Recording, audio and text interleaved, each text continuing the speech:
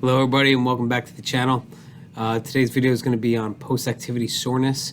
We got 5 tips for ways to alleviate some of the pain associated with post-activity training. So stick around, it's going to be a good one.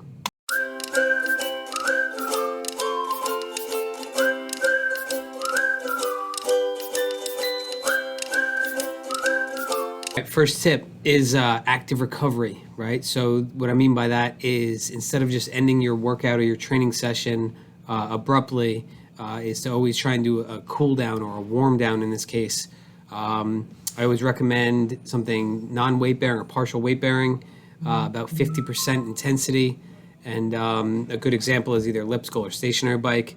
And it should be a good way to kind of almost clear out some of the muscles from the metabolites of the muscles that get broken down, and kind of aid your body in the initial stages of recovery and protein synthesis and things like that. So tip number 1 is warm down. Second tip is heat, okay? Heat for sore muscles. Now, this is a little bit more than just your heating pads and hot packs for superficial heat.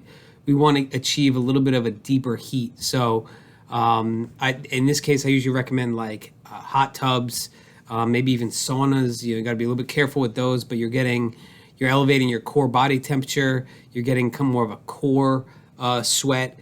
And so what that does is it kind of heats the muscles almost from the inside out. So tip number 2 is heat. All right, tip number 3 is foam rolling. You've heard me talk a lot about this on this channel before, but foam rolling is basically, in this sense, we're using it as like a massage. So once you've heated those muscles and you have a little bit of a sweat going, we want to foam roll to break up some of the myofascial adhesions that take place as that muscle begins to rebuild and regrow.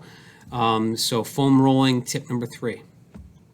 Tip number 4, all right, and I'm going to lump this all together, but it's hydration, good nutrition, healthy nutrition, and increased antioxidants, all right? Now, I've talked about that in a couple videos before. Hydration status is important for rebuilding muscles and being able to train the next day or your next scheduled competition. Well-balanced nutrition, carbs, proteins, fats, minerals, vitamins. And then the antioxidants, we're talking about things that combat free radicals or damaged cells in the body. So, blueberries, blackberries, dark chocolate, black coffee, things of that nature. Be sure to find one of my other videos for antioxidants, but those 3 are tip number 4. All right, tip number 5, okay, is sleep, okay? I stress this in some of my other ones as well. You have to get 7 to 9 hours of sleep is optimal. It is healthy for your immune system, so it's an immune system booster, and it actually helps decrease inflammation, allowing your body to rest and recover. So tip number 5 is sleep. Tip number 6, bonus tip, stay tuned. All right, tip number 6, all right, here's the bonus tip, and I love this one because it's not always talked about, so this is what hopefully you stuck around for. So tip number 6 is tart cherry juice, all right? Now that's not just the stuff that you run to the grocery store and grab some cherry juice and start slugging it down. That has a lot of sugar added to it. Tart cherry juice is usually in the form of an extract, all right? And I like to recommend that people take it in the form of almost a pre-workout and a post-workout, okay? So what tart cherry juice does for you is, number 1, it's an antioxidant, all right, like I just talked about.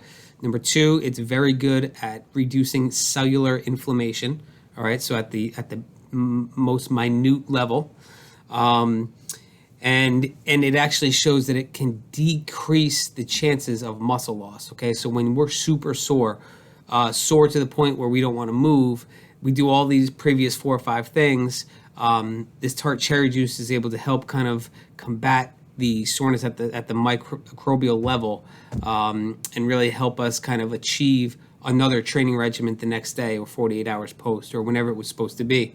So the research recommends 10 ounces prior to your workout, 10 ounces post-workout. Now that's kind of a lot, but what I've found that for me personally, I like to do about 3 ounces, so 2 shot glasses or whatever your measuring capabilities would be, but about 3 ounces before, 3 ounces after. It helps me stay more regular in taking it, as well as it stretches out, the purchase a little bit longer. So that way you're more apt to have it on hand and you're not running out every week or something like that. So give it a shot. Hey, tart cherry juice is healthy for you. It can't hurt you. As long as, if you need to, you can water it down a little bit. Sometimes I'll cut it. 3 ounces of tart cherry juice, another 3 ounces of water. Shake it up really good. You can drink it throughout your workout if you want. But give it a shot. Hey guys, thanks for stopping by. Hopefully you subscribe to the channel. Hopefully you like this video. And I got another one already planned, so I'm going to be coming out with that one soon. All right, guys, thank you. See you in the next one.